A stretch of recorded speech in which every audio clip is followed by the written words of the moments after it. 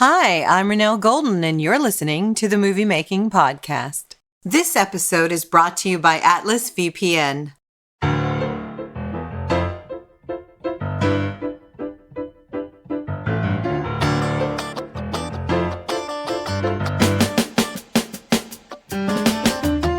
Hello, everybody. Today we are here with Fatima Hye, and she is a filmmaker that does it all: writer, director, producer, and editor. How are you doing today? And did I say your name close to right? Yes, I'm doing good. And yes, I think you did a great job saying my name. Okay. All right. That's awesome then. I'm so excited to talk to you today. I'm always thrilled to talk to other female filmmakers because, you know, we're still kind of a minority, and to see people that are out there and actually making content, it's very inspiring to me and gets me very excited. What got you into filmmaking? Where did your journey start? So I kind of came into filmmaking late because it's not like I wasn't one of those kids who's like, I want to be a filmmaker from when I was 5. I just loved all the art. So when I was a kid, I just read a lot of books. I was addicted to books. And so I wanted to be a writer naturally. Yeah. Yeah. And so when I was like a teenager, I got really into music. And then for a while, I wanted to do that. And then I guess towards, just several years ago, I just it was like a lost dream where I was like, oh yeah. In high school, I started like a multimedia club, what multimedia meant at that time, which wasn't internet stuff. It was like just all the different, media. And so I was like, oh, that's so cool, because in filmmaking, as you know, you can combine everything. So it was just a natural fit and a natural journey. Were you always a storyteller? Even from a young age, were you always telling stories and then eventually became the screenwriter that you are today?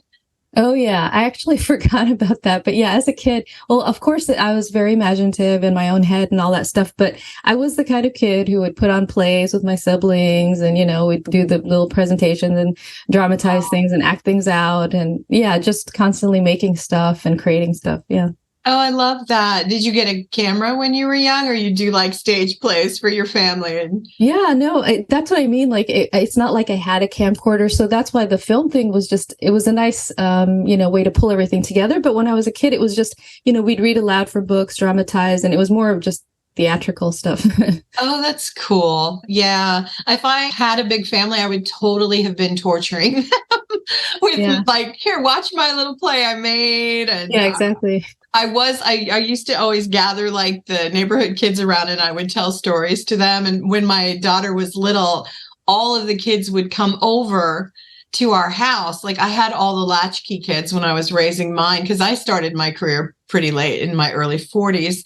And they would come over and be like, Miss Renelle, tell us a story. And I loved telling stories. So this became a natural kind of evolution for me to become a writer of all things I never would have dreamed.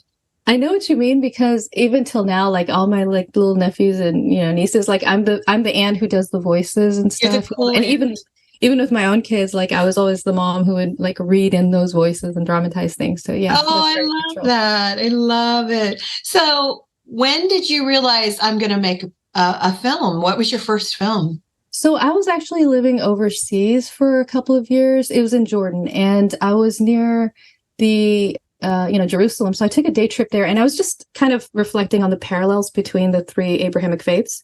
So that was the first thing that I made. It was very natural for me to just do that. I borrowed someone's camcorder and took a day trip, and I went to the 3 religious sites.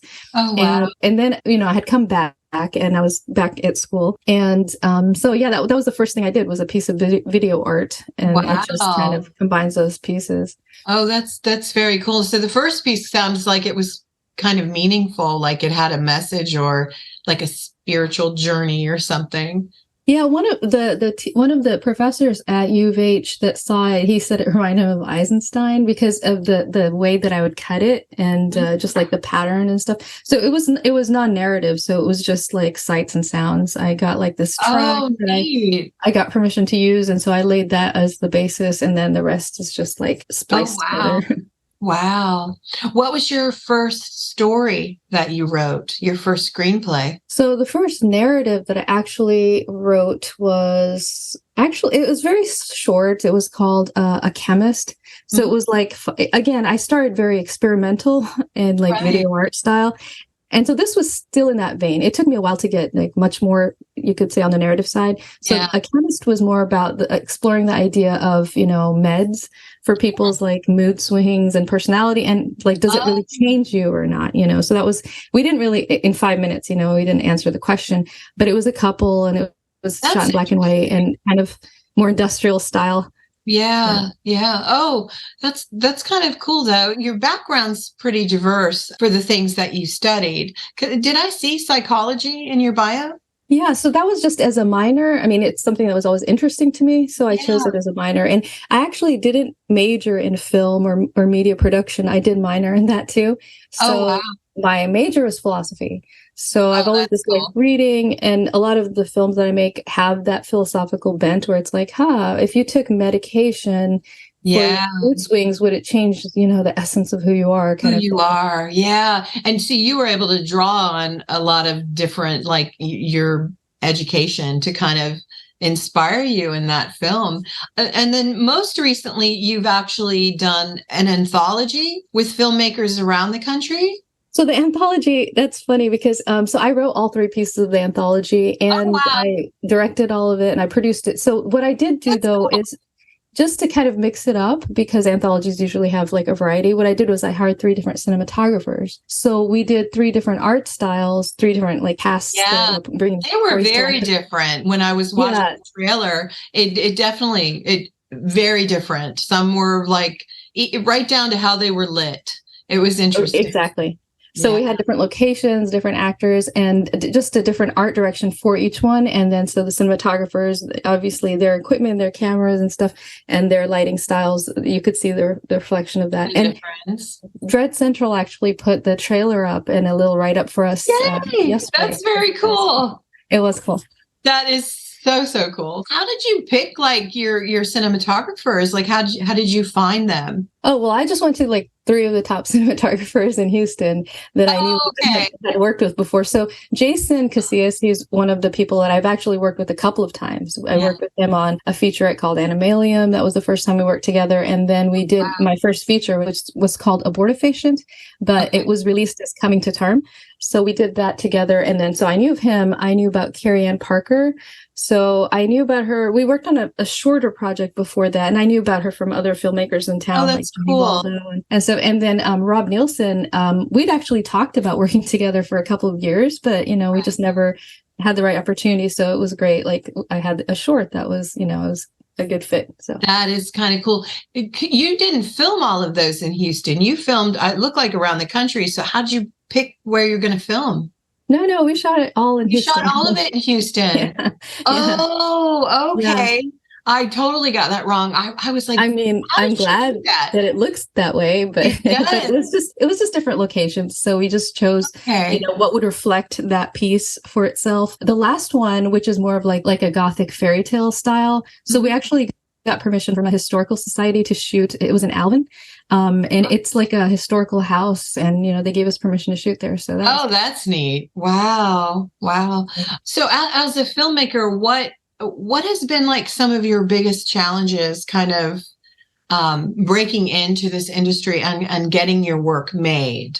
Well, obviously, when you're starting out, you don't have a name, and you don't have, you know, most of us aren't rich. So it's just getting funds, because money does talk. I mean, if you have a lot of money, you put a package together, you're gonna get people to work with you. So the challenge is, if you don't have money, how can you convince people to work with you? And I've been pretty fortunate, because I think that my ideas are interesting enough that there are people who are like, oh, that sounds interesting. They get more interested. They're willing to work on what you're doing, because it's just more of a challenge, or it's just creative and stuff, rather than just something that, you know, is maybe more just conventional, or it just doesn't excite people. So then they'd be more focused on, well, how much would you pay me and stuff. Here, it's like people were willing to take pay cuts just because, for example, a lot of them, work commercially. And so like they're earning their living that way. And it was like more of a side project for them. It's like, okay, on the weekend, I can do this for you for. Yeah. So that was great. I get that too. Sometimes I'm pretty blessed where like the people I'm working with do have their bread and butter, and we can do projects that are what I call my labors of love, like their passion projects that we want to do on the side. I don't do that often anymore, but oh God, if I could do it every weekend, I would, because I just constantly want to be telling stories. But you can get pretty lucky. It is hard, but there's always a way. But you're right, money talks if you want to do a bigger project. The best kind of gift to give a loved one is the gift of security. Atlas VPN is offering podcast listeners 86% off their 2-year VPN subscription. That's less than $2 a month to make sure your family's personal data is securely protected on all their devices. On top of that, you can get an additional 6 free months of service when you purchase in time for Christmas. Now you can utilize all that Atlas VPN has to offer, like their next-gen encryption, safe browse technology, and data breach monitoring. Keep your loved ones protected from cyber threats this holiday season. Go to get.atlasvpn.com/moviemakingpod. That's get.atlasvpn.com/moviemakingpod to get 86% off today. What would you tell people that, are looking to get into this industry? Well, I mean, it's not like I've made it yet, so I don't have the answer. And I'm sure everyone's You've done a lot, though. I mean, you have quite a few credits and a lot going on. It looks like it's pretty good. It's just, and I'm sure you've heard this and can attest to it, but, everyone's journey is different. So it's like they start here, and there are people who didn't even want to be in film and they ended up there, Oh, so, my God, I've heard stories. Yeah. Yeah, I know. Some of the people that I look up to, or that I've heard their stories, I'm like, wow, that's how you started. It's like completely even unrelated sometimes. What I normally tell people is just, this is what makes sense to me. It's like, start small. So the first thing I did was like that 3-minute experimental, short, and work with what you have. If you have good ideas and you try to treat yourself and the people that you work with professionally and seriously, then they do start taking you seriously. Now, again, I haven't totally like crossed over to where, I can get like a producer or, a studio or anything like that, but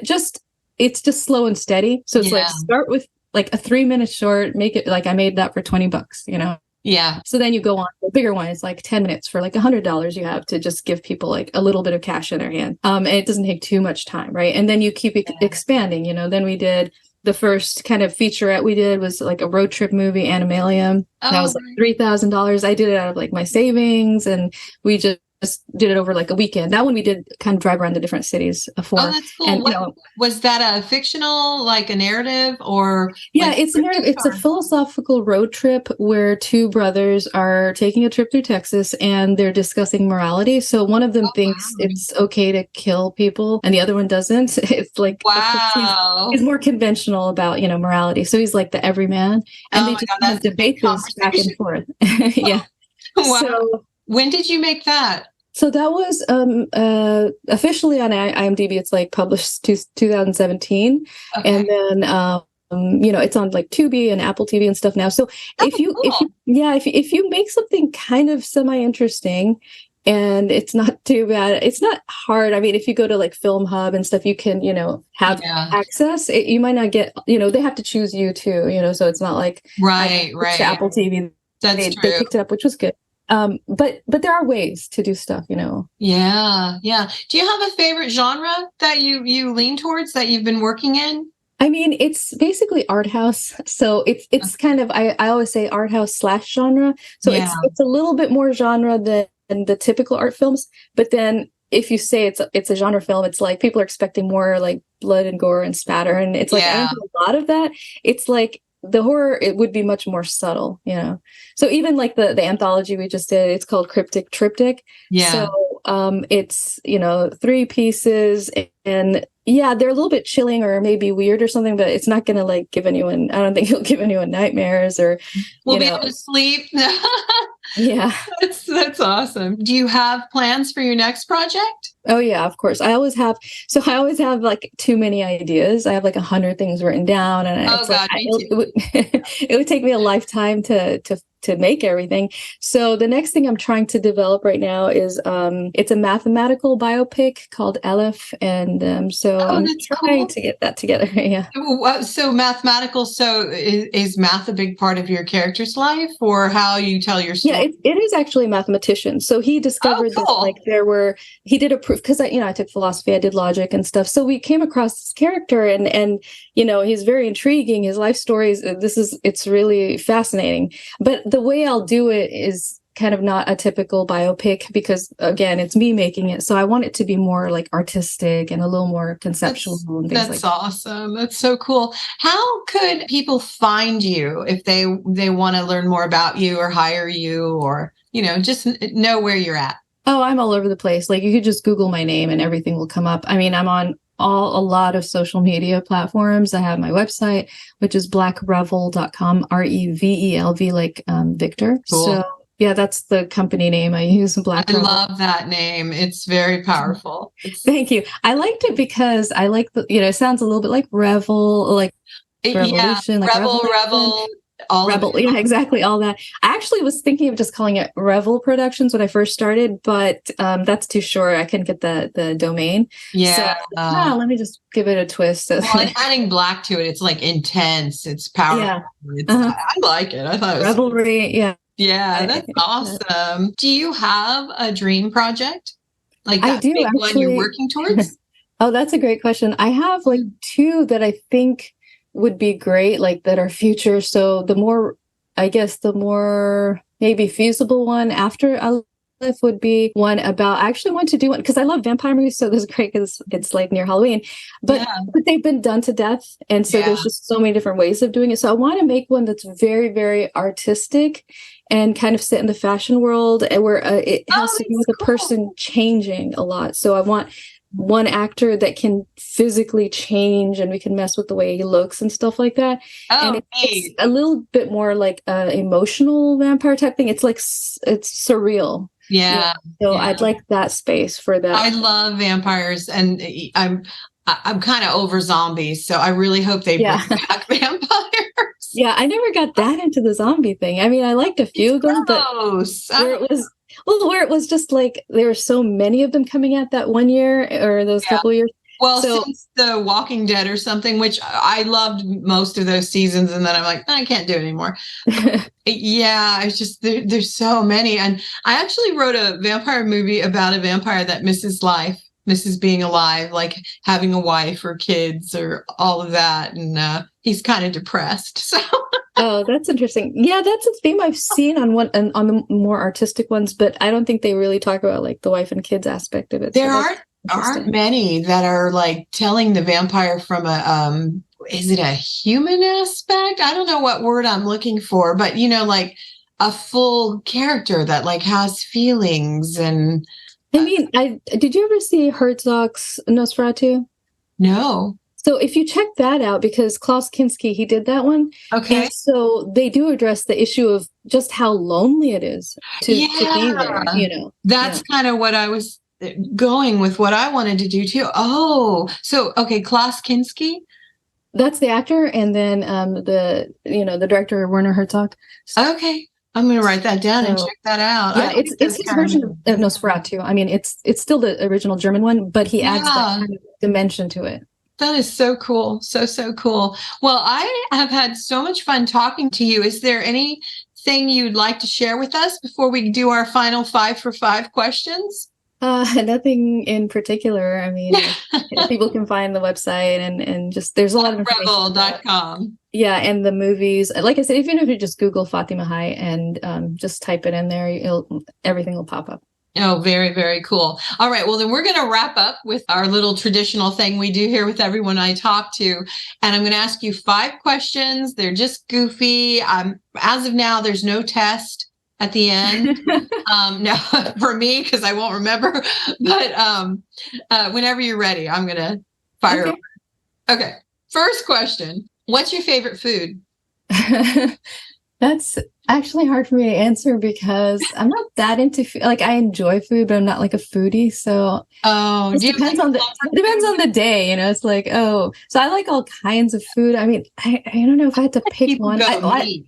I love I'm like, what? my favorite fruit. My favorite fruit is pomegranate. I think it's beautiful. It's Ooh, classic. oh It's yeah. historical. It's just gorgeous to look at. It looks like small It's little sweet rubies. to eat. Yeah. It's just It's beautiful. not that popular around here. But when you get your hands on it, it's delicious. It Oh is. yeah. Oh, No, aw. it's I mean it's cumbersome to It's peel it pretty. and stuff, but You know, the inside of the fruit, don't you? I think it's so pretty. it's gorgeous. And you Yeah. see it elevated in paintings and stuff, So I think there was a Dante Gabriel Rossetti painting with a woman holding a pomegranate. It's Oh. just seared into my mind from when I was a teenager. Oh, wow. You really do know your art. I never would have thought of that. How interesting. Okay. Question number 2. What is something that inspires or motivates you in life? Again, it's just one of those everything. It depends. I just watched a movie last night, Qui-Gon, which someone had recommended to me on like Reddit, Yeah. and it was amazing. And the part that was the best wasn't even the part that was like quote unquote scary. It was just this entire thing that they did with the arts and the poetry and the sound and everything. So I mean, everything can inspire me. I mean, of course, obviously movies, but even music. Yeah. I just love the interplay with music and, like I said, visual art. And that movie did a great job of pulling those threads together. Yeah. I love nature also. You love art so much that and the creative process. I imagine you are constantly inspired. Yeah, I feel that way, and I love nature and stuff too. So, but even science, even things like the mathematical stuff that I was mentioning earlier, I like all of it kind of. Oh wow! So when I was a teenager, I just go up and down the library and just read like every type of thing. That is cool. So cool. Okay, question number 3, non-film related. What is something that you have always dreamed of doing but you haven't done yet? Oh, that's interesting. Well, it's just a matter of like a material consideration, but I love to travel. Mm-hmm. So I love different cultures and languages and just trying different things. And so I'm an adjunct instructor. So I get paid per class, no benefits. Oh, so you kind of got to be there, right? Yeah, exactly. So it's like the good thing is I do like teaching and it does offer some flexibility. So those are the pros of the job. Yeah. But every spare dime I have, I put into film. So I don't always have leftover. Relate to that. Yeah. But I would love to do that. If I had more money, I would like take it. I'd all over the world. Yeah. I love that. Yeah, me too. Okay, here's one. What is your favorite song to sing when you're driving in your car? Oh my gosh. That's a hard one.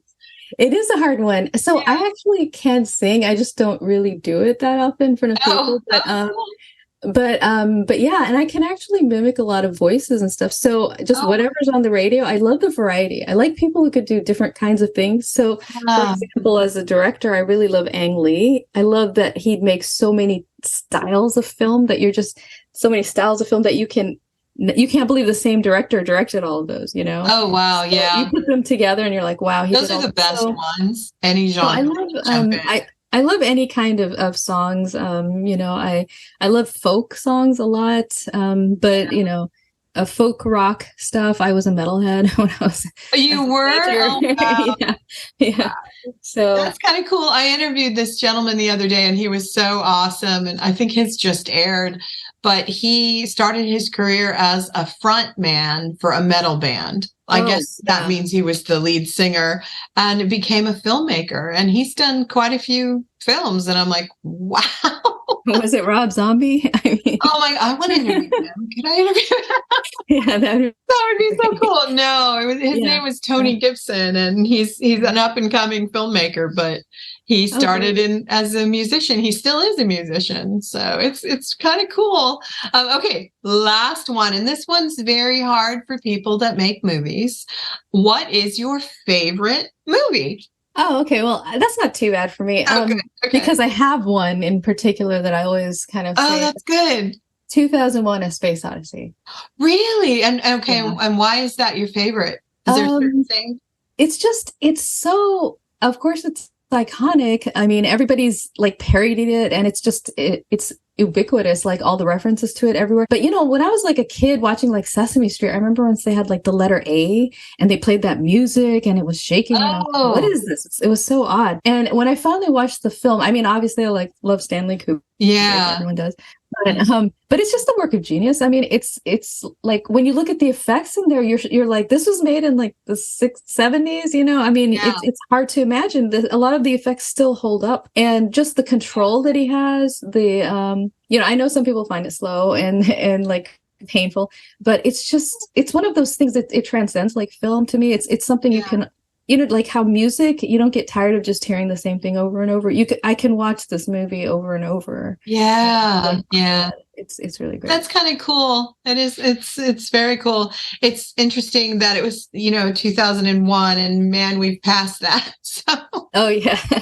Oh my goodness. Well, you have been awesome to have on today. I'm so glad you came to talk to me, and, please come back. Anything you have going on, if you have a new film coming out, or you want to just chat, let me know. I'd love to have you back. Oh, sure. Thank you so much for having me. And I've enjoyed some of your other episodes, because I think you ask good questions, and it's easy to talk to you. Thanks. Oh, thank you. I love just talking to people. It's especially one-on-one, because we can learn so much. And if people that are coming and becoming a filmmaker learn anything at all that like inspires them, and then, I've set out to do what I want to do, because the whole idea is to just share information, have some cool conversations. So that's great. Thank you. Thank you so much. And I hope you come back, and I'll see you on LinkedIn. Okay, cool. Yes. Have a great day. Thank you so much. Thanks. Bye-bye. You too. Movie Making with Renelle Golden is brought to you by Samira Entertainment, supporting indie films and the filmmakers who create them. Stop by their website to learn more. www.samiraentertainment.com. That's www.samiraentertainment.com. You've been listening to Movie Making with Renelle Golden. Be sure to come back for our next episode, where we bring you the people who make movies you love. Got a topic about filmmaking you want to hear on our podcast? Send us an email at moviemakingpodcast@gmail.com. Thanks for listening.